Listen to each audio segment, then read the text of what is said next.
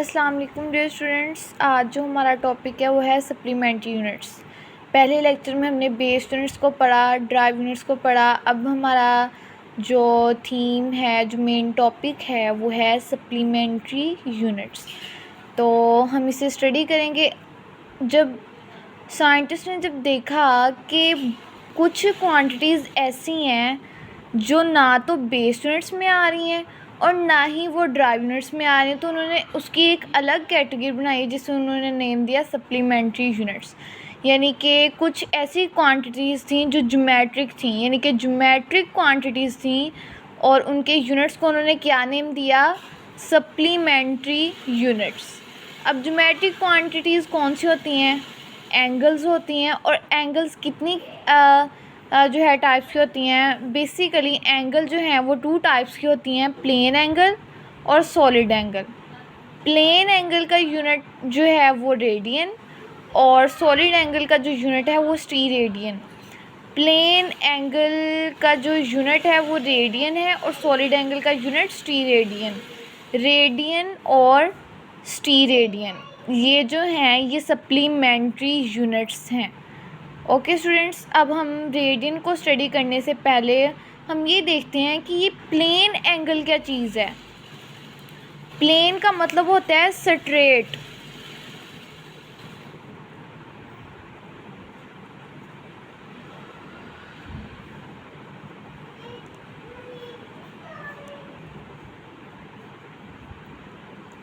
और plane angle को हम 2 डायमेंशनल एंगल भी कहते हैं। फॉर एग्ज़ाम्पल ये पेज है, तो ये क्या है? ये 2 डायमेंशनल पेज है, इसका कोई एरिया नहीं है।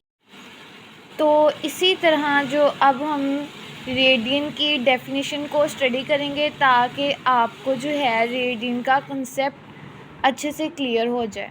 रेडियन की वैसे डेफिनेशन को स्टडी करने से पहले हम इसकी डायग्राम को समझते हैं ताकि आपको रेडियन की अच्छे से समझ आ जाए। अच्छा स्टूडेंट्स, रेडियन को जो है एक्सप्लेन करने के लिए उसकी बेस्ट एग्जांपल क्या है? एक सर्कल। क्योंकि ये जो सर्कल है इसकी लेंथ है, विड्थ है, बट इसकी थिकनेस नहीं है। क्योंकि प्लेन एंगल वही होते हैं जिसकी थिकनेस ना हो। जैसे कि ये पेज है, इसकी लेंथ है, विड्थ है, बट इसकी कोई थिकनेस नहीं है। इसी तरह हम रेडियस को अच्छे से डिफ़ाइन कर सकते हैं एक सर्कल के ज़रिए। अब स्टूडेंट्स देखें, ये जो है सर्कल का सेंटर है। इधर से मैं एक लाइन ड्रा की है और ये लाइन जो है वो सर्कल का इधर सेंटर से लेकर सर्कमफेरेंस तक जो लाइन है ये जो है सर्कल का रेडियस हो गया। इसी तरह मैंने एक और लाइन खींची है, ठीक है, ये भी जो है सर्कल का रेडियस। अब इन दोनों लाइनों के दरमियान ये जो एरिया है, जो सर्कमफेरेंस का ये जो इधर से लेके इतना एरिया है, इसे हम कहते हैं आर्क और इसकी लेंथ को हम कहते हैं आर्क लेंथ।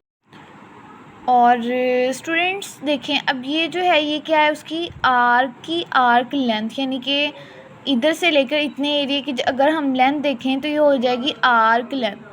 अगर मैं 2 रेडियस ऐसे खींचूँ कि उनकी जो 2 रेडियस की लेंथ है, आर्क लेंथ उनके इक्वल आ जाए, उनमें इतना डिस्टेंस रखूँ कि आर्क लेंथ उसके रेडियस के इक्वल आ जाए, तो तब हमारे पास जो इधर एंगल बन रहा है, तब ये जो एंगल है, ये वाला जो एंगल है, इसे हम कहेंगे 1 रेडियन। स्टूडेंट्स दोबारा से एक्सप्लेन कर रही हूँ। देखें, मैंने पहले इधर ये जो है सर्कल का सेंटर है, सेंटर से मैंने सर्कमफेरेंस तक लाइन खींची, सर्कमफेरेंस तक, तो ये जो है ये इधर से लेकर इतनी लाइन जो है ये इस रेडियस है। इसी तरह ये भी मैंने एक लाइन खींची, ये भी क्या हो गया? रेडियस। अब इसके दरमियान ये जो एरिया है इसको हम कहते हैं आर्क और इसकी लेंथ को क्या कहते हैं हम? आर्क लेंथ, ठीक है। जब हम 2 रेडियस सर्कल में ऐसे खींचें कि उनकी लेंथ आर्क लेंथ के इक्वल आ जाए, यानी कि रेडियस के इक्वल आर्क लेंथ आ जाए, यानी कि जितनी रेडियस की लेंथ है उतनी ही आर्क लेंथ आ जाए, तो तब जो इधर एंगल बन रहा है तो उस एंगल को हम कहते हैं 1 रेडियन। अब हम चलते हैं डेफिनेशन की तरफ। देखें स्टूडेंट्स, रेडियन अब आपको अच्छे से समझ आएगी क्योंकि आपने पहले जो है एग्जांपल एक्सप्लेन हो गई। अब आपको अच्छे से समझ आएगी कि रेडियन जो है असल में हम इसको कैसे एक्सप्लेन कर सकते हैं। It is the plane angle between the two radii of the circle. दो रेडियस के दरमियान ये एक प्लेन एंगल होता है which cut off on the circumference, जो कि सर्कमफ्रेंस को कट करता है, एन आर्क एक आर्क के ज़रिए equal in length to the radius, और उस आर्क की लेंथ जो होती है वो सर्कल के रेडियस के इक्वल होती है। अच्छा स्टूडेंट्स, मैं ना आपको थोड़ा सा प्रैक्टिकली जो है अंडरस्टैंड करवाने की कोशिश करती हूँ। ये देखिए स्टूडेंट्स, ये जो है सपोज़ कर लें कि ये जो इसकी जो रेडियस की लेंथ है वो आर्क लेंथ के इक्वल है, ठीक है। तो इधर जो फिर एंगल बनेगा, इस जगह पे जो एंगल बनेगा वो क्या होगा, वो होगा 1 रेडियन, ठीक है स्टूडेंट्स।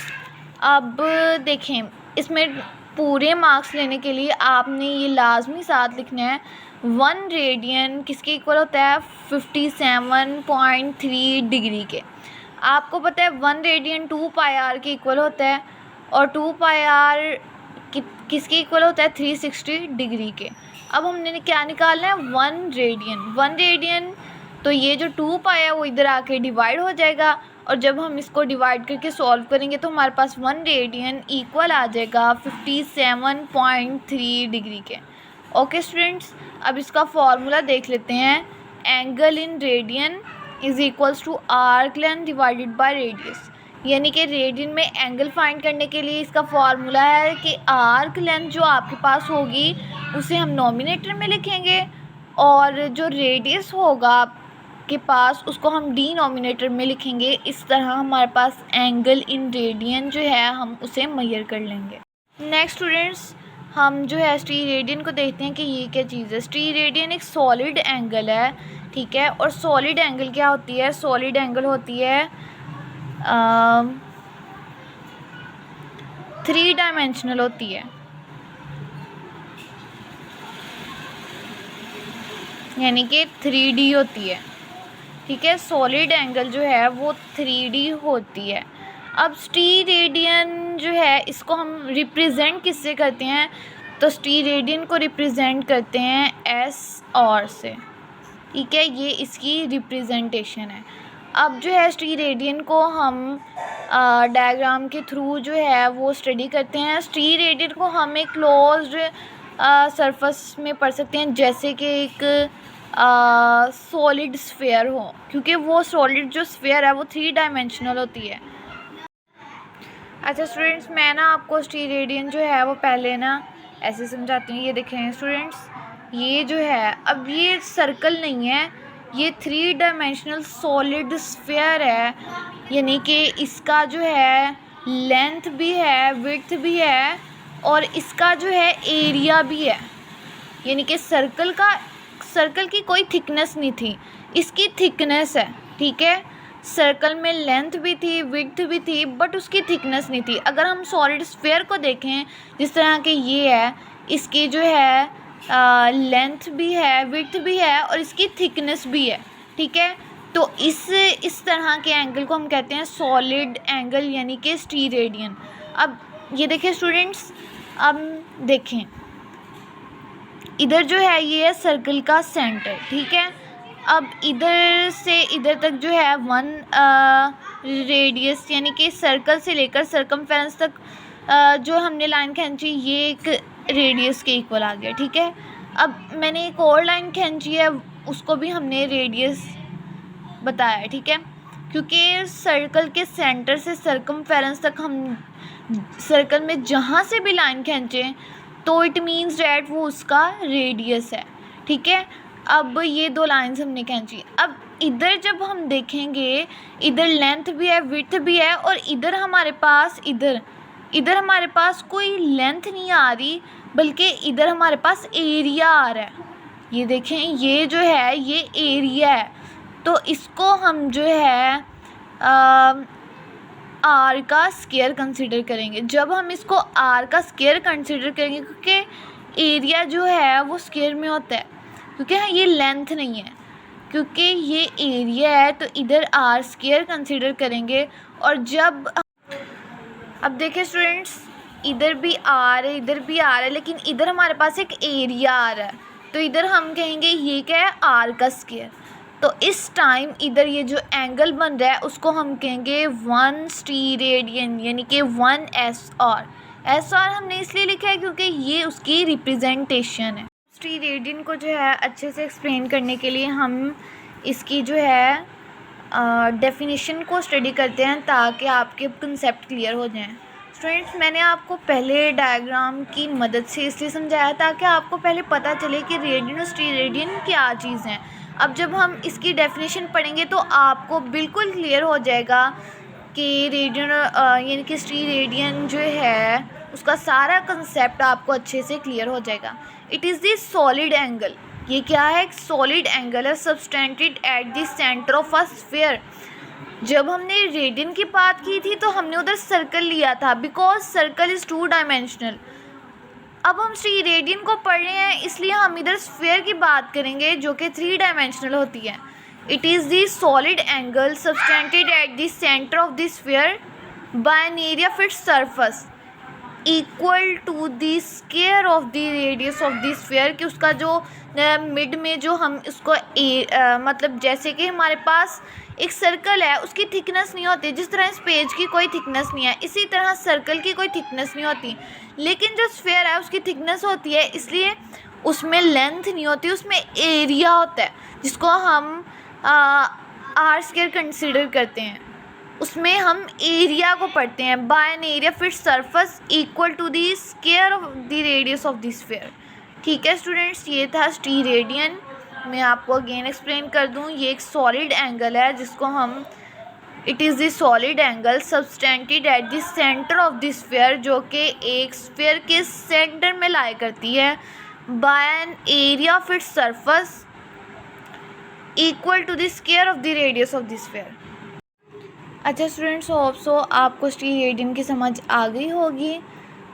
तो स्टीरेडियन में एक बहुत अहम पॉइंट है, वो ये कि at the centre of the sphere there are 4 pi steradian, के एक स्फीयर के सेंटर में 4 पाई स्टीरेडियन होते हैं। अब आ जाते हैं इसके फार्मूले की तरफ। Angle in steradian is equals to area of the patch और डिवाइडेड बाय रेडियस का स्क्वायर। रेडियन में हमने रेडियस लिया था, चूँकि इधर जो है एरिया यानी कि इधर जो है इसमें जब हम देखें इसमें कोई लेंथ नहीं बन रही बल्कि इधर एरिया है, इस वजह से इधर जो है रेडियस का स्क्वायर आएगा। तो ये था स्टीरेडियन का फॉर्मूला, स्टीरेडियन एंगल स्टीरेडियन में फाइंड करने के लिए उसका फॉर्मूला। होप सो स्टूडेंट्स आपको लेक्चर की बहुत अच्छे से समझ आ गई होगी। अगर किसी किस्म की भी कोई भी कंफ्यूजन, डिफ़िकल्टी, कॉम्प्लेक्सिटी लगे आपको तो कमेंट सेक्शन में आप ज़रूर पूछें। अब मिलते हैं नेक्स्ट लेक्चर में। अल्लाह हाफ़िज़।